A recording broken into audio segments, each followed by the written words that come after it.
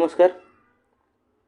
आज आपण पाहणार आहोत पाठीमागील वेळेस जो दिलेला स्टॉक त्याने काय रिॲक्शन दिली आणि उद्यासाठी बँक निफ्टी किंवा उद्याची बँक निफ्टीची एक्सपायरी आहे ती आपल्याला कशा पद्धतीनं होऊ शकते किंवा त्याच्या लेवल काय बनतात.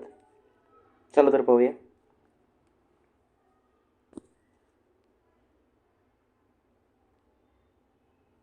ओके, आपण पाठीमागल्या वेळेस डेक्सॉन स्टॉक दिलेलं होतं.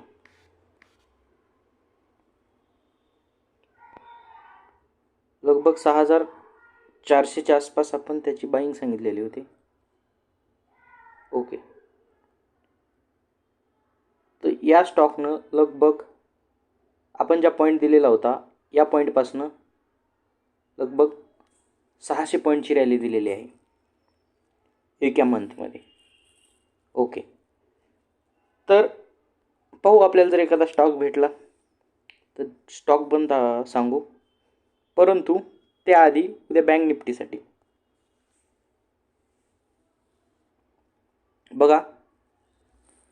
बँक निफ्टीमध्ये आवरमध्ये हा जो आपण पॅटर्न ड्रॉ केलेला आहे अशा पद्धतीचा एक पॅटर्न दिसत आहे.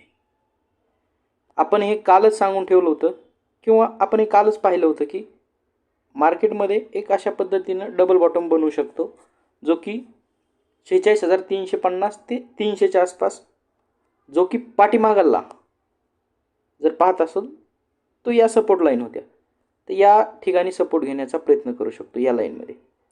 आणि परफेक्टली मार्केटनं आज याच वेमध्ये आवरमध्ये सपोर्ट घेऊन अपसाईड बाउन्स केलेला आहे. आपण जर बारकाईनं पाहिलं तर आपल्याला असं दिसून येतं की मार्केटमध्ये सध्याला या वेमध्ये एक डाऊन ट्रेंड सुरू आहे. चेक करा, स्मॉल रेजिस्टन्स फेसिंग. जोपर्यंत मार्केट या लाईनच्या वरती बाउन्स करत नाही तोपर्यंत आपल्याला अपसाईडचे टार्गेट दिसणार नाही. मार्केट हमेशा या लाईनला टच करून रिट्रेस होते किंवा आपण असं म्हणू शकतो फॉल देते. चेक, मार्केट काय करते प्रत्येक वेळा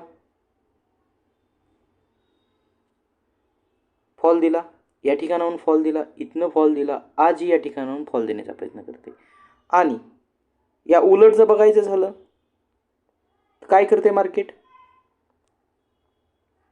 या लाईनवरनं बाउन्स बाउन्स बाउन्स, आजही तिथनं बाउन्स. तर आपल्याला मेन लेवल आहेत लक्षात घ्या. मार्केट जर डाऊन साईडला जाणार असेल तर आपल्याला हा एरिया ब्रेक करावा लागेल, जो की 46,382 तो 46,300 हा एरिया ब्रेक करून द्यावा लागेल. आपण आवरमध्ये पाहतो कमीत कमी 5 ते 15 मिनिटाची कॅन्डल डाऊन साईडला होल्ड होऊन द्यावं लागेल. तेव्हा आपण म्हणू शकतो की मार्केट 46,000पर्यंतचा फॉल देऊ शकतो.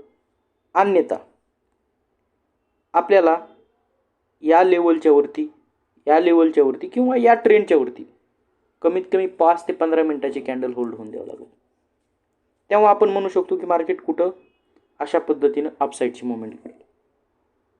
आपल्यासाठी लक्षात ठेवा, उद्यासाठी ही जी लाईन लावलेली आपण ही लक्ष्मण रेषा आहे.